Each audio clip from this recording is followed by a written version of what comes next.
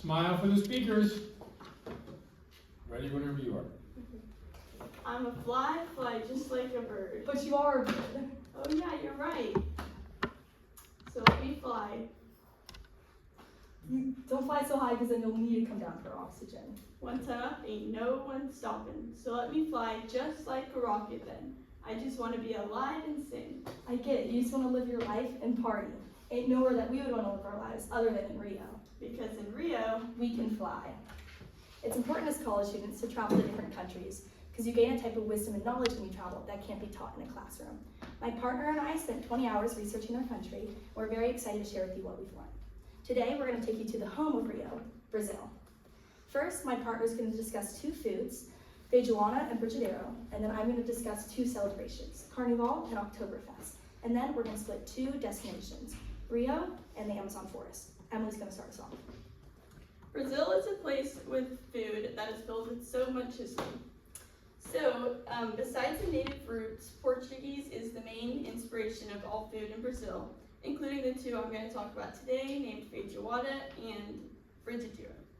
So, feijoada is a dish that is a soup served with black beans and pork, traditionally served with a side of cabbage and rice. So, this dish is actually known countrywide throughout all of Brazil, which is rare because most dishes are just known in regions.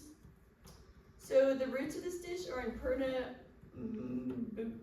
and it gained popularity in Rio because of the simplicity and taste of the dish. This dish actually has some history behind it because when Brazil gained independence from Portugal, it kind of became like the symbol of Brazil.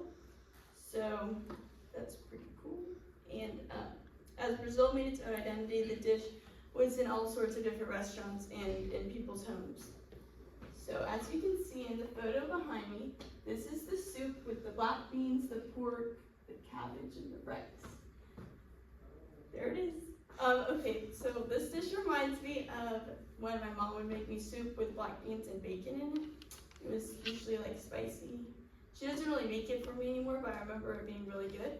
And it reminds me of that, obviously, because of the beans and the pork, except mine had bacon in it. And she made it spicy, and some dishes make it spicy, some don't. So that's what it reminds me of. Next, I'll be talking about brigadeiro, which is also known as fudge balls. So, according to Leandro, brigadeiro is famous all over Brazil for being the best sweet in the country. It's made out of condensed milk, cocoa powder, butter, and sprinkles. That's all though. Because this dish also has some history behind it. So back in 1945, when there was a presidential election, the fans, his name was Gomez, wanted to make a dessert, a unique thing to support him throughout his campaign. But in 1945, there was a post-war shortage.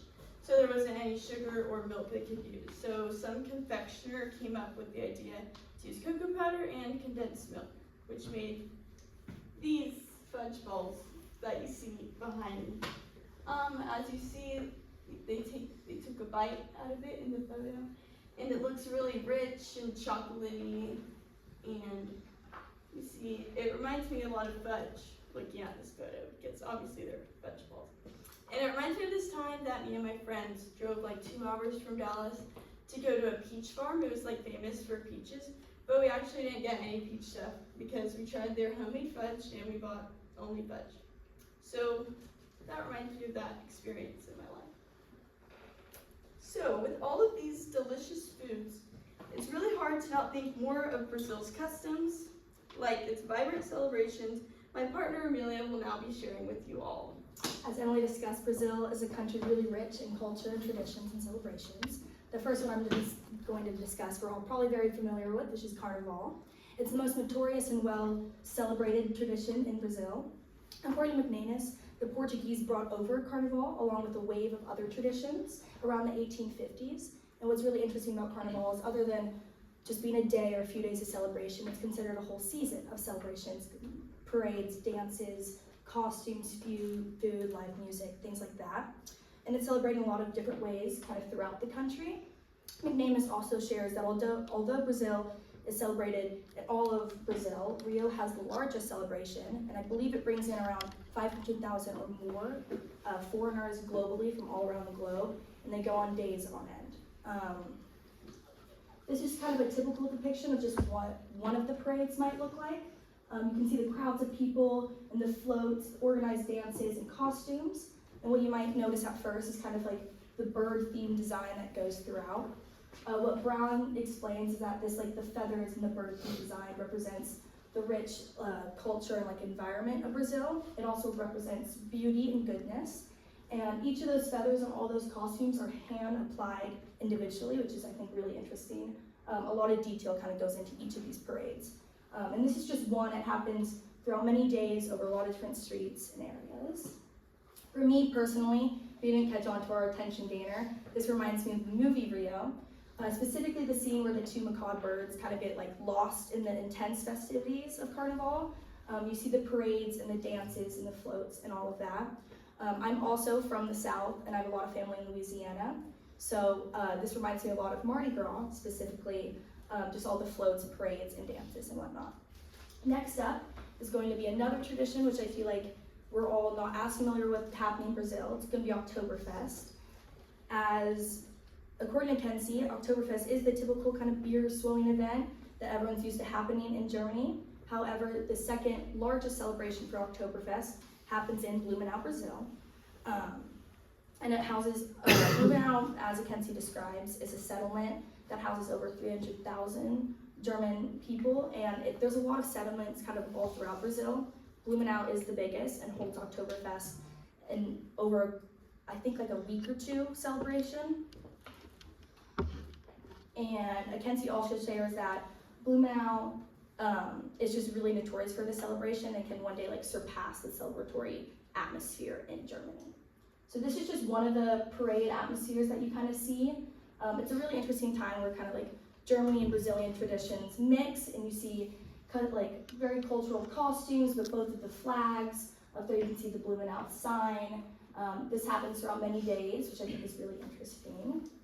For me personally, this reminds me of more American traditions other than Mardi Gras. Any like music festivals or festivities, state fairs, things like that, I think are really cool. And yeah, there are many parades just like this all throughout Brazil.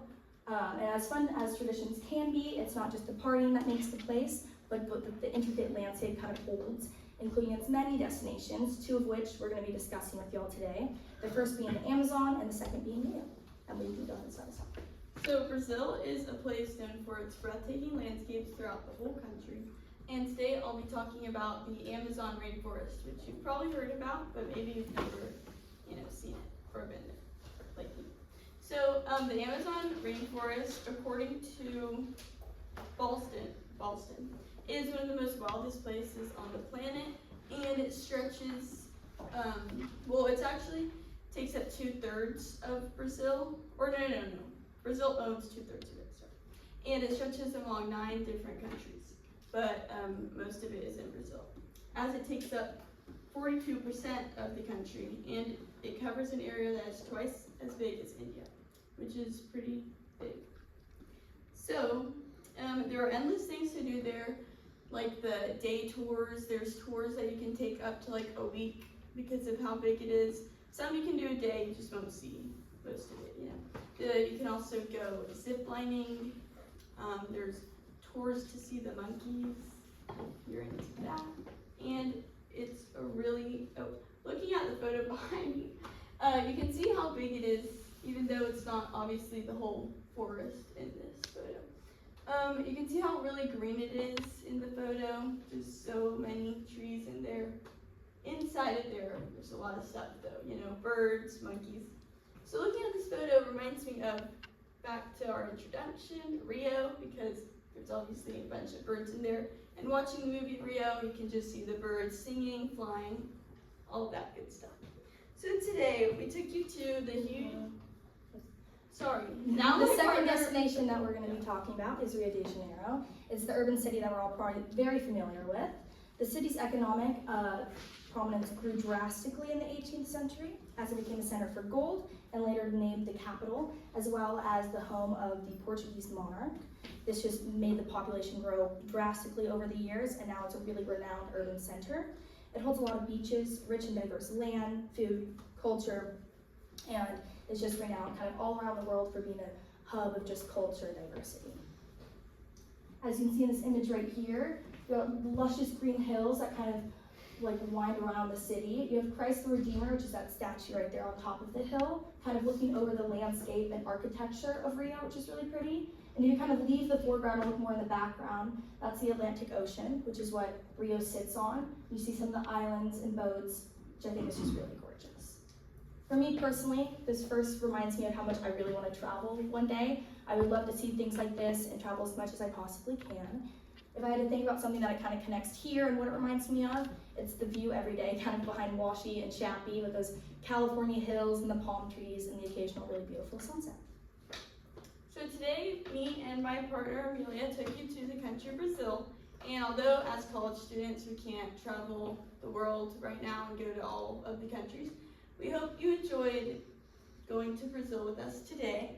First, I talked about two foods, feijoada and brigadeiro.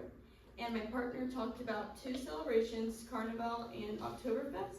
And then we both split two destinations, the Amazon rainforest and Rio de Janeiro.